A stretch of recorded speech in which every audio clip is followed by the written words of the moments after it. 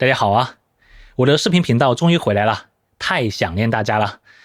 和大家大概解释一下，因为之前在美国工作嘛，油管的后台用的是当时美国的地址和证件，现在回到了深圳工作，可能被谷歌检测到了 IP 冲突，就被要求重新进行了一次审核，所以被迫停更了一段时间啊。现在终于是申诉通过了，感谢油管创作者社区的帮助啊，之后应该会能够稳定的恢复更新了。回到今天主题，今天我们来聊什么呢？我们来聊聊韩国半导体啊。最近啊，韩国半导体产业可谓是风波不断，正面临着内忧外患的境地。最新数据显示，韩国在全球系统半导体营收市占率将从2023年的 2.3% 下降至2025年的 2%， 预计到2027年将进一步下降到 1.6%。在晶圆代工方面，韩国半导体总产量在去年9月份14个月以来首次出现了下滑。根据 TradeForce 最新的报告显示，三星在全球晶圆代工的市场份额在2024年第三季度下降至了 9.3%， 环比下降了 2.2个百分点。这是 TradeForce 发布研究市场数据有史以来三星首次跌破 10%。 虽然对比三星 SK 海力士有小幅的增长，但是介于其市场份额体量过小，难以弥补三星快速下滑所造成的巨大缺口，无法扭转韩国半导体制造业的持续低迷。同时在报告中还指出，又由于中国晶圆代工厂近几年在成熟制程领域的崛起，也对韩国厂商构成了直接威胁。预测到2025年底，中国大陆晶圆代工厂在成熟制程，尤其是在28纳米、22纳米的产能占比将突破 25%， 这将进一步挤压韩国厂商的生存空间。韩国整体的晶圆代工市场份额已从2023年的 21% 左右降至了2024年的第三季度的 12%， 预估到2025年恐将进一步下降至 9% 以下。无独有偶，就在前几日，三星电子正式宣布计划大幅度裁员2025年制造部门的资本支出，从24年的10兆韩元下调至25年的5兆韩元，削减幅度达到了恐怖的 50%。 三星晶圆代工部门在先进程上目前面临的不仅仅是良率的问题，最大的阻碍是近1-2年来还没拿到任何大客户的订单。三星4到7纳米产线产能利用率已经减少了超过 30%， 平泽2厂3厂已经关停了数条产线。有专家预警，韩国半导体产业目前过度依赖存储芯片，两极化非常严重。如果在系统半导体和先进制程方向持续衰退，韩国半导体产业的竞争力恐将遭受到重创。那么我们应该怎么看待韩国半导体目前的困境呢？下滑只是表象，还是有哪些深层次的问题呢？在当下全球半导体激烈竞争的格局下，韩国还有未来吗？那么今天我们就来聊聊这个非常有趣的话题。首先，与大家普遍观感不同韩国电子在今天仍然是具有相当实力的经济实体，三星和 SK 海力士仍然是全球DRAM和 NAND 闪存芯片的主要供应商，两者合计依然占据了全球存储市场大概 65% 的市场份额，在 HBM 技术上也处于绝对领先的地位。但是呢，不可否认，韩国半导体目前确实已经隐约出现了一些帝国的裂痕。第一个首当其冲的，毫无疑问依然是现在韩国根深蒂固的财阀问题。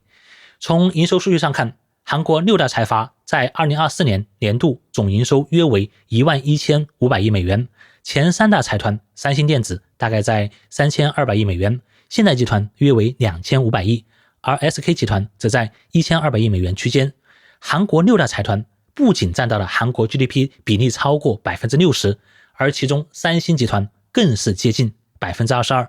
并且这个比例还在稳健的提高。这里面有一个非常关键的问题，我们要注意到韩国这些企业的经营方式与传统现代企业经营的模式是大为不同的。目前韩国6大财团无不例外都是以家族形式在进行复杂的内部交叉持股，都是通过控制核心企业实现对于集团多层次的控制。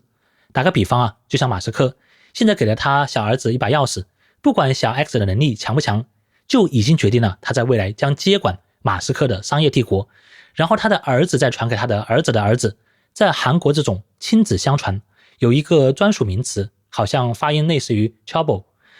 事实上呢， Chobol 目前已经成为了韩国境内最具权势的一个群体了。Chobol 在韩国现代发展史上当然有它的历史原因和贡献，也不乏出现过类似于李健熙、郑梦九、崔泰元这样的杰出领导者。但是呢，随着继承的延续，财富与内斗的腐化，多年来韩国财阀内部已经出现了一些严重的结构性问题了。在最近诸多公开的司法案件中可以看出，韩国财阀内部的腐败已经到了瞠目结舌的地步了。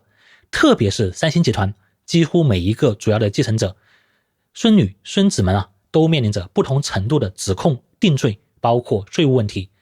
而财阀内部过于集中的权力，韩国政府检察官与财阀暧昧不清的关系，又无法对家族内部的成员进行有效的清退、替换和管理。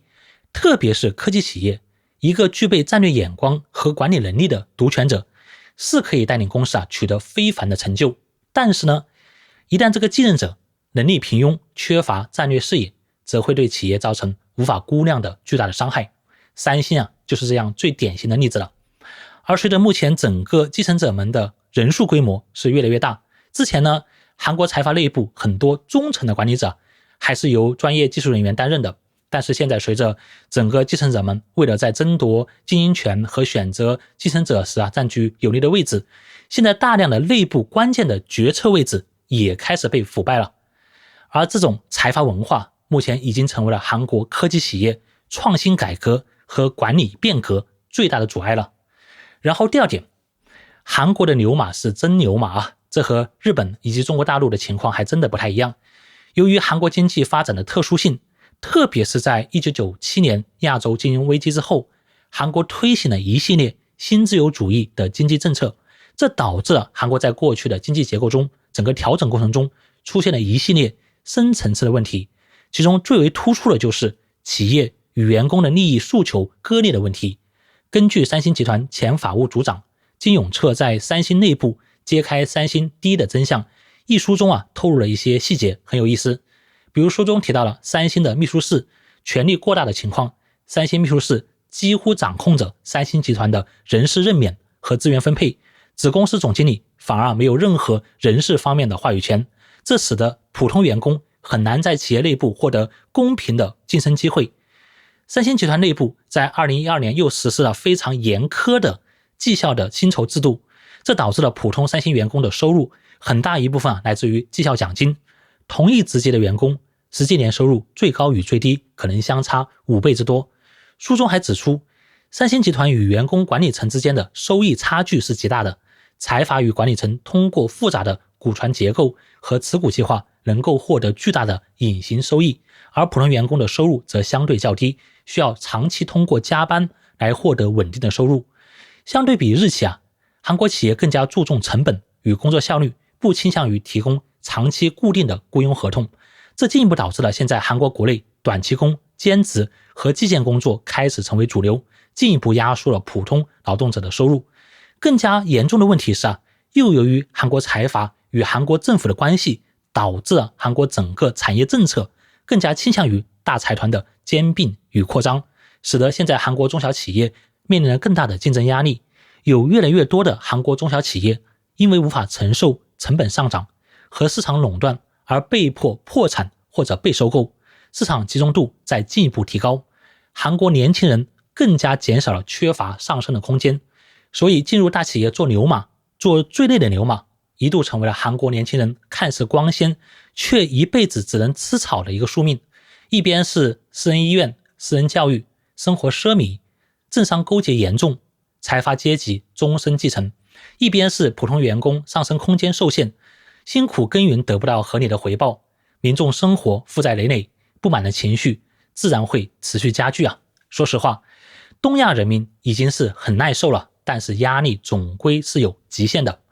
牛马也是会发脾气的。在2024年7月8日，三星电子爆发了成立55年以来首次大规模罢工，超过6500名员工在雨中进行了其3天的大罢工。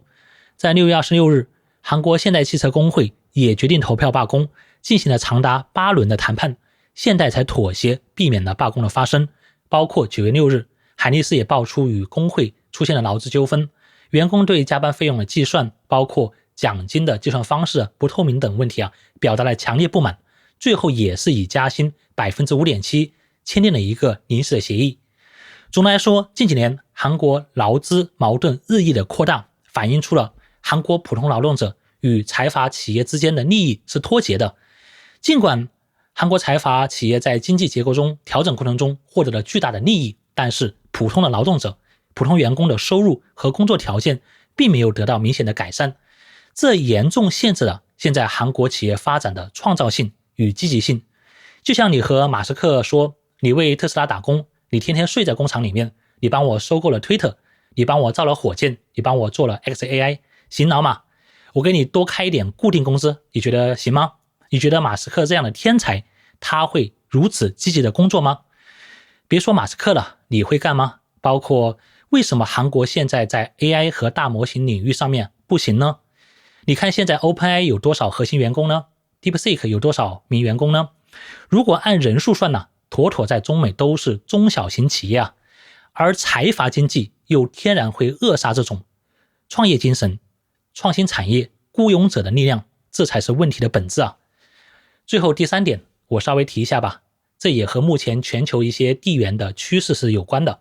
说实话，在过去1-2年，韩国整个半导体产业是全面优美的，对华的半导体战略也是一直在配合美方。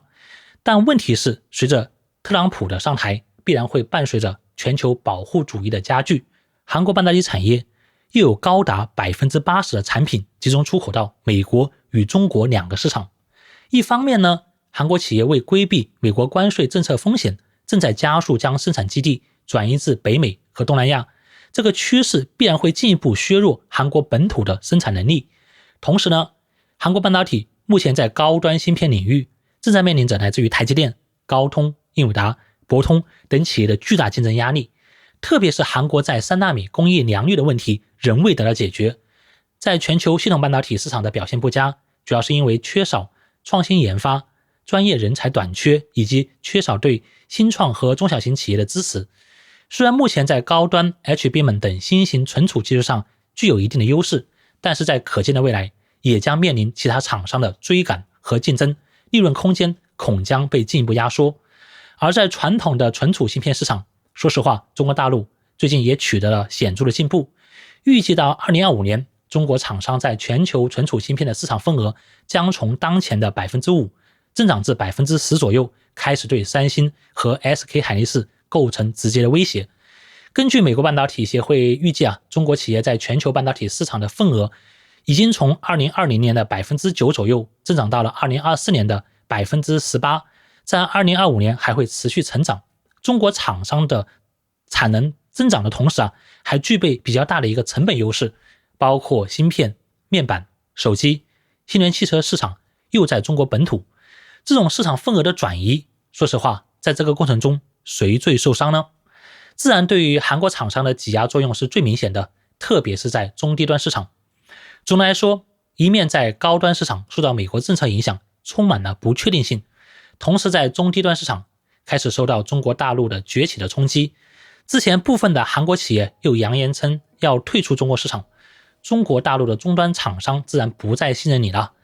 在这种双面受压的情况下，你觉得韩国半导体还有未来吗？最后你有什么看法呢？非常欢迎在视频下面留言，我们可以展开更多讨论。那么朋友们，我们下期视频再见。